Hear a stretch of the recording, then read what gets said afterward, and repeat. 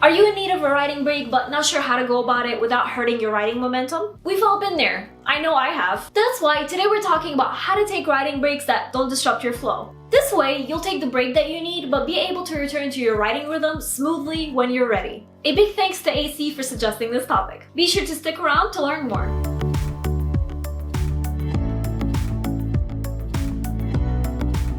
Hey guys, Nour here, and welcome back to my channel. For those visiting for the first time, hello! I'm the fantasy author of the novel Divinity Falling. If you haven't yet, be sure to subscribe for weekly writing advice videos. Okay, let's be honest. Writing this year has been tough for a lot of writers, myself included. But even on a good year, writing can be a slow and aggravating process. That's where a writing break sometimes comes in. Now, you might be thinking, how would a writing break help when I'm struggling to write? Well, the fact of the matter is, you're probably in need of a writing break because you're struggling. And taking that break will help you recharge and get creative again. But how do you go about taking that break without making it hard for you to return to writing again? Don't worry, I have a couple of helpful tips. The first obvious tip is reading, but I'm adding a twist to this simple activity. Obviously, enjoy your break by reading the books you've been dying to read. You know, the ones you haven't had the time to because you've been writing. This is the time to enjoy the creativity of others, which will very much inspire you. But here's what you do while reading. At the end of your reading session, which could be at the end of the day or after an hour of reading,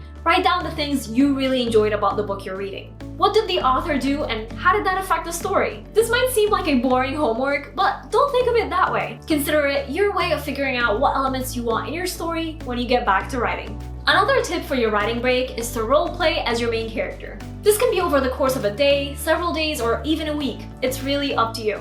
The cool thing about this is that it's fun, but it helps you get the feel of what your character is like. Talk the way they talk, dress the way they dress, and act the way they act. However, don't do anything reckless or harmful to yourself or anyone because that's what your character does in the book. You are role-playing, but you're not actually your character. I just need to put that out there. Also, I highly suggest that you let those around you know that that's what you're up to. That way they're not just upset at you for your strange behavior. During your writing break, you could also eat your character's favorite foods or find activities your character likes and participate in those, even if they're not necessarily your cup of tea. This can be as simple as eating a chicken sandwich or learning to knit. You might not be good at it and you might not exactly find joy in it, but it'll help you better understand your character. Another tip is simply taking time to research things found in your book. So instead of writing, do some writing research. It's like a hybrid break where you're not exactly writing, but you're still doing something useful for your writing. You can look up places your characters go to and take note of what those places look like. You can even research cultural things. There are tons of things you can do to help your story without writing. So that's all I have for you today. I'd love to know, are you currently on a writing break or find yourself needing one?